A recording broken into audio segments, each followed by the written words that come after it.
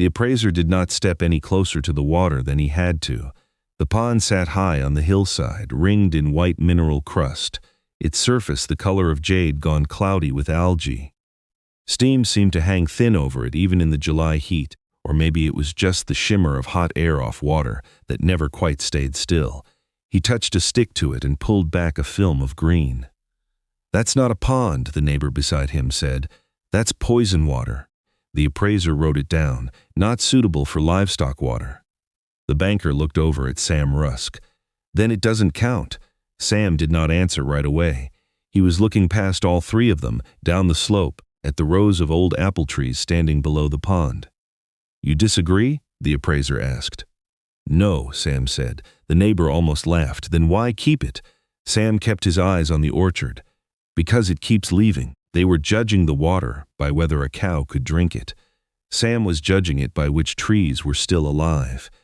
If stories about old orchards, bad-looking water, and the ground that keeps working underneath both belong to your kind of channel, subscribe to Old Farm Wells and tell us where you're watching from. It was the summer of 1988 in Limestone Hill Country along the Missouri-Kentucky line, and Samuel Rusk was 49 years old.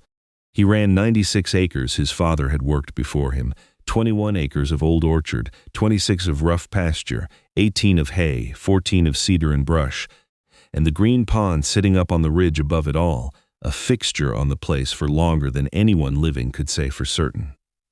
The orchard was old, apple trees 35 to 50 years in the ground, a scattering of pear trees among them, a few dead or dying at the far end of the rows nobody had gotten around to replacing.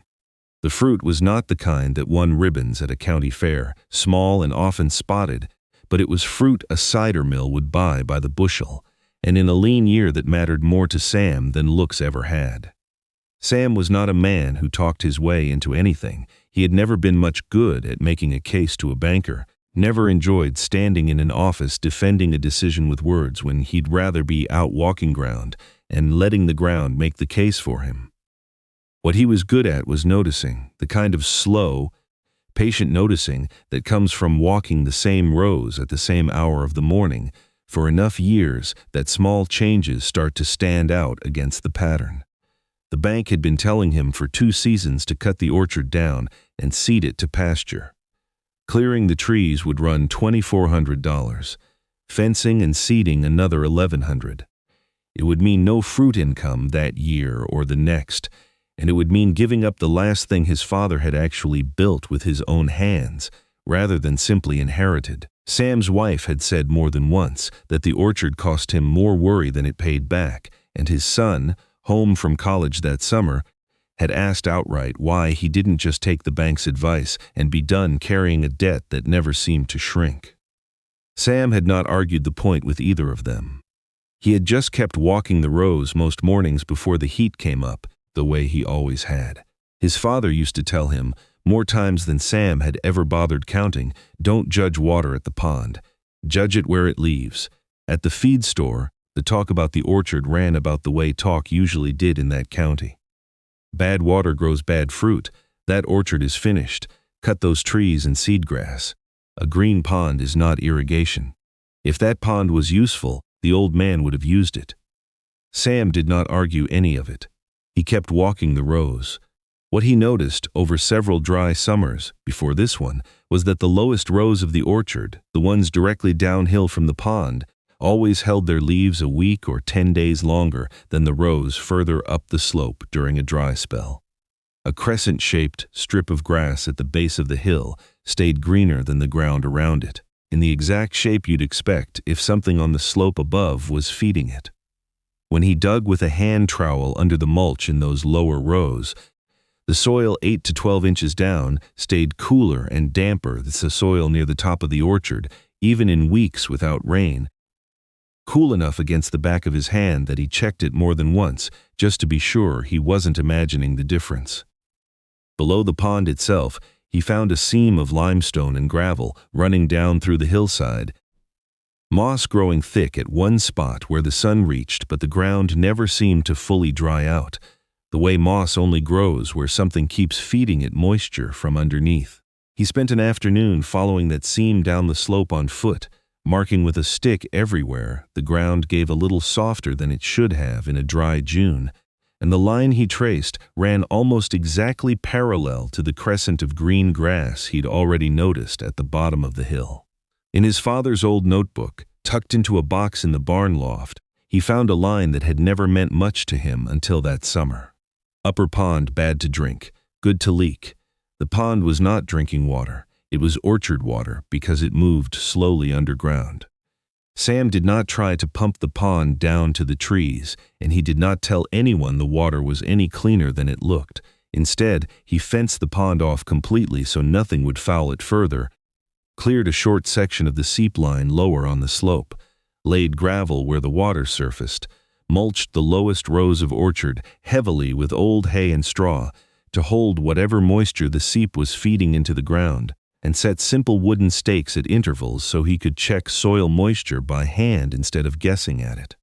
He did the work slowly, over several weekends, carrying straw bales down the slope by hand because the ground was too rough for a tractor to work close to the trees without doing more damage than good. "I'm not using the pond," he told a neighbor who asked what all the fencing was for. "I'm using the hill below it." The pond stayed exactly as green and ugly as it had always been, no matter what Sam did around it.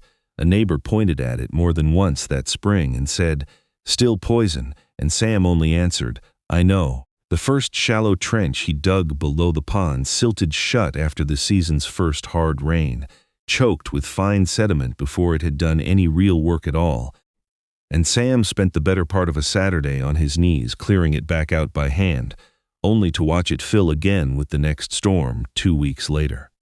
A group of calves broke through the seep fence one afternoon looking for shade, trampling the wet ground into mud and costing Sam another weekend and another $20 in wire to repair what they'd ruined, the lower rows nearest the fence looking worse for the trouble by the time he'd finished. By June, the orchard still looked weak, fruit set thin across most of the rows, a few trees dropping what little they'd held onto before it had a chance to size up.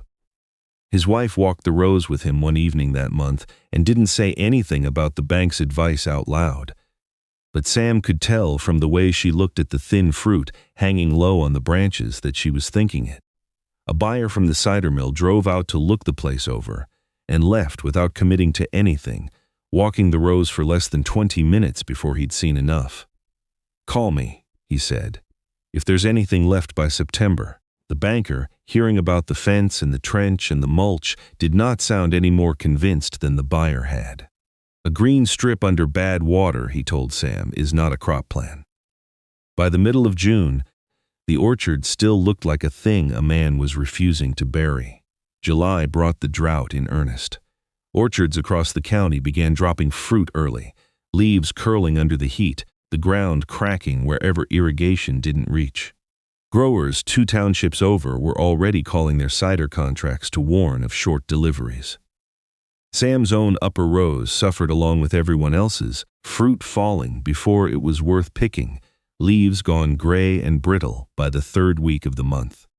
He did not pretend otherwise to anyone who asked, walking those upper rows some mornings and finding nothing worth carrying a bucket for. The pond did not save every tree.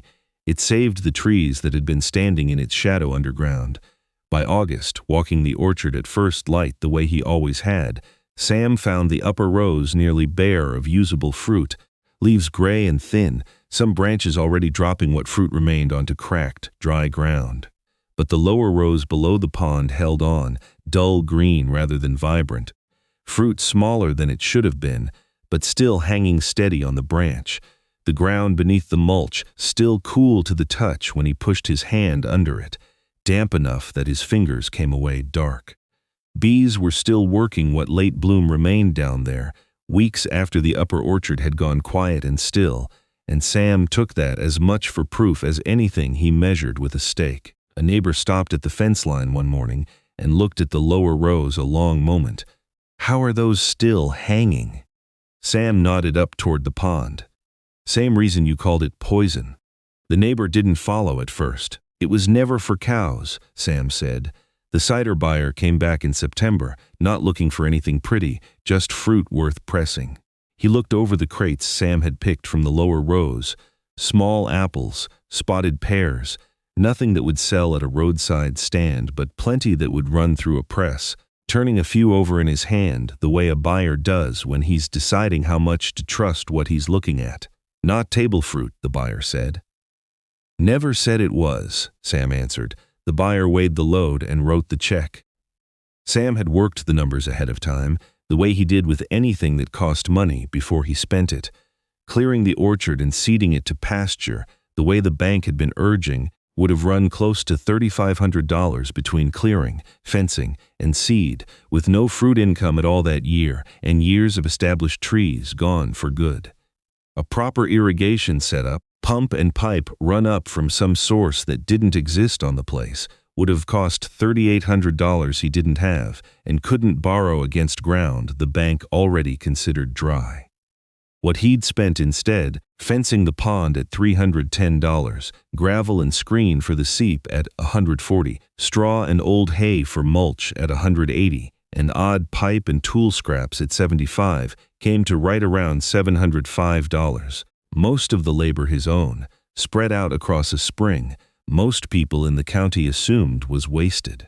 The lower 12 acres of orchard produced roughly 410 bushels of cider-grade fruit that drought year, small and spotted but sound enough to press. At $5.75 a bushel, the gross came to $2,357.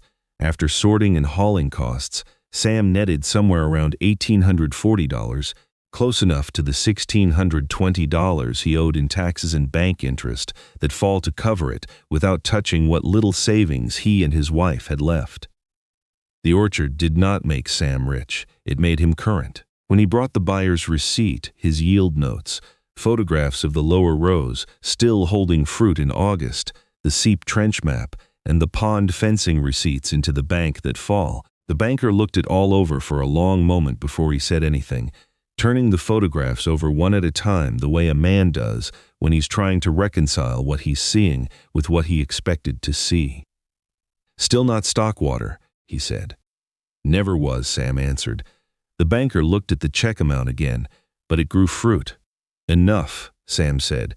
The appraisal language changed from green pond unsuitable for livestock water, no contributory value to upper pond, supports seep-fed lower orchard, limited specialty crop value. Nobody apologized for the earlier language.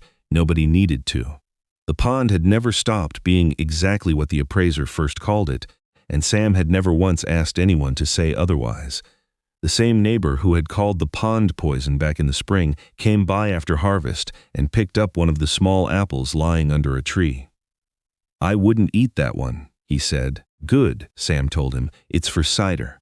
The neighbor looked back up the hill at the pond. Still green, still ringed in white crust, exactly as ugly as it had been in April. "Still looks bad," he said. "It only had to leave good," Sam answered.